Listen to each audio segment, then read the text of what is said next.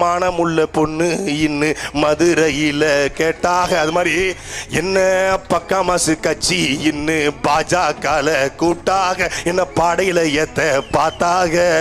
சீர்சனத்தியோட வந்து சின்னம்மாவும் கூட்டாக அந்த சின்னையாவும் கூட்டாக. என்ன அம்சமான கட்சி இன்னு அதிமுக கூட்டாக அந்த அமுக்குமுக்கால கூட்டாக. என்ன மானங்கட்ட கட்சி இன்னும் மதிமுகல கூட்டாக என்ன மானத்தை கெடுக்க பார்த்தாக.